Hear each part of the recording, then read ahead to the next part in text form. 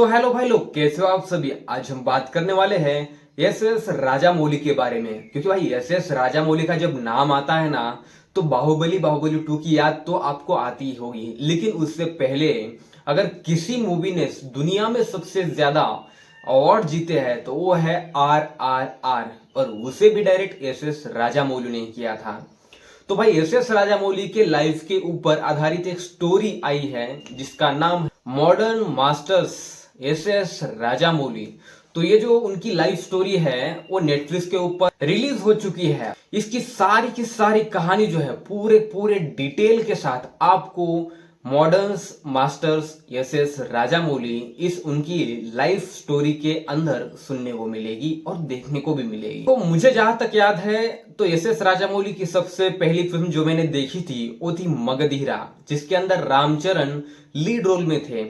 और वो मगधीरा जो मूवी थी ना, उससे पहले मैंने वैसी इंडिया के अंदर पीरियड ड्रामा मूवी देखी नहीं थी। क्योंकि उस टाइम पे मैं बहुत छोटा था, लगभग 2012 या 11 की बात है।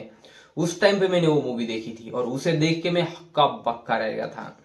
और उसके बाद मैंने ऐसे ही रैंडमली जो ईगा थी, मक्खी अगर हिंदी के अंदर कहे तो मक्खी, उनकी जो मूवी आई थी वो मैंने टीवी के ऊपर देखी थी। और मुझे नहीं पता था कि एस राजामौली कौन है, फिर वो मूवी कौन बनाता है, मुझे लेना देना नहीं था। मुझे सिर्फ और सिर्फ अच्छी मूवीज देखना पसंद था। लेकिन जैसे जैसे मूवीज की समझ बढ़ती गई, उसके बाद एस राजामौली की बाहुबली आई। और बाहुबली आपको पता है कि बॉक्स ऑफिस पे उतनी, हिंदी बॉक्स ऑफिस पे कुछ 100 करोड़ या फिर 110-50 करोड़ ऐसा कुछ कलेक्शन किया था उसने। मुझे नहीं पता क्योंकि उस टाइम पे मैं कोई रिव्यू वगैरह करता नहीं था।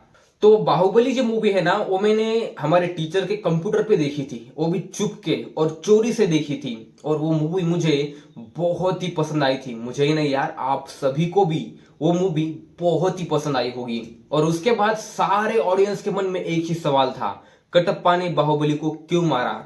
लेकिन बाहुबली की जो स्टोरी है ना, ये वो एस राजामौली ने उनकी उस लाइफ जर्नी में बताया है कि बाहुबली सीरीज के साथ, बाहुबली मूवी के साथ असल में हुआ क्या था। जो उनके प्रोड्यूसर थे उनको भी पसीने छूट गए थे, क्योंकि 200 करोड़ बजट की तेलुगु इंडस्ट्री के अंदर एक पीरियड ड्रामा मूवी बन रही थी। और उसी को इंडिया में प्रमोट करने का जो जिम्मा उठाया था वो उठाया था करण जौहर ने। और करण जौहर ने जो सपोर्ट किया, उससे ही उस मूवी का बजट अच्छे से और बेहतरीन तरीके से रिकवर हो पाया।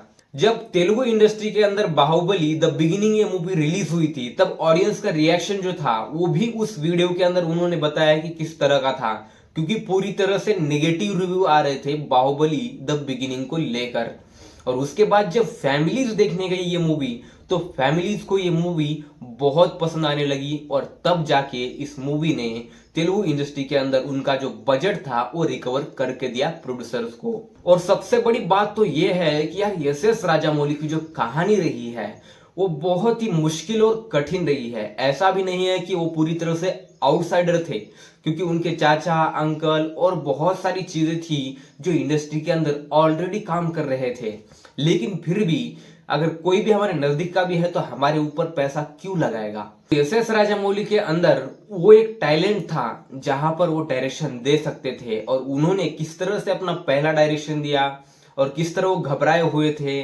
और उन्हें भी बहुत अलग अलग तरीके का टेंशन था जब उन्होंने पहली बार डायरेक्शन दिया। वो सारी बातें बहुत ही डिटेलिंग में और बेहतरीन तरीके से आपको उनकी उस लाइफ जर्नी के अंदर देखने को मिलती है और सुनने को भी मिलती है।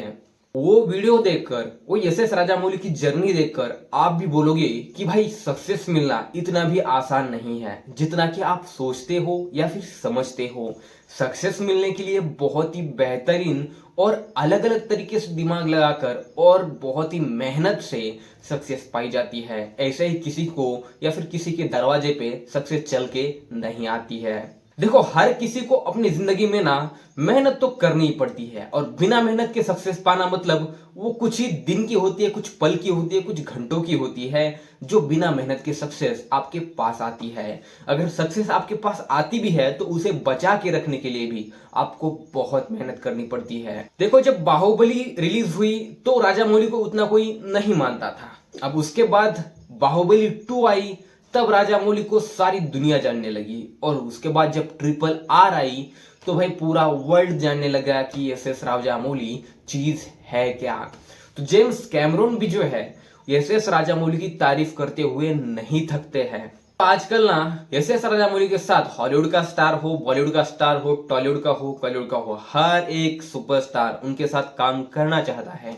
लेकिन उनकी जो नेक्स्ट मूवी है SSMB29 जो कि महेश बाबू के साथ आने वाली है, तो उनके प्री प्रोडक्शन काम के लिए ही, खाली पेपर वर्क के लिए आप सोचो कि एस एस राजामौली ने जब से RRR रिलीज हुई, ब्लॉकबस्टर हुई, उसे बहुत सारे अवार्ड भी मिले, और उसके बाद भी एक ग्लिम्स का एक फोटो भी नहीं अपलोड किया है अभी तक SSMB29 का। तो ये बंदा कितनी डिटेलिंग में और इस तरह का एक एक्सपीरियंस देना चाहते हैं ऑडियंस को। इससे पहले इंडियन सिनेमा में किसी ने ऐसा एक्सपीरियंस ऑडियंस को ना दिया हो।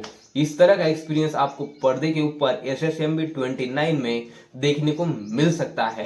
देखो एस एस राजामौली की ये कहानी सुनकर और ये कहानी देखकर ना मैं भी बहुत ही प्रेरित हुआ, क्योंकि यार इतनी मेहनत और इतनी सारी मुश्किलों के बाद अगर आदमी टिका हुआ है तो वो है एस एस राजामौली। और उनकी जिंदगी में कितनी मुश्किलें हैं ये आम आदमी या फिर हम नहीं जान सकते, लेकिन उनकी इस लाइफ स्टोरी ने उनकी जिंदगी की बहुत सारी मेन मेन चीजें जो है वो आपको मतलब बता दी है, आपको जानने को मिलेगी इसके अंदर। आप एक बार नेटफ्लिक्स के ऊपर जाओ और the modern masters of S S Rajamouli इस सीरीज कहो, एक मूवी कहो, या फिर उनकी लाइफ जर्नी कहो, उसे एक बार जरूर देखना, आप बहुत ही प्रेरित हो जाओगे।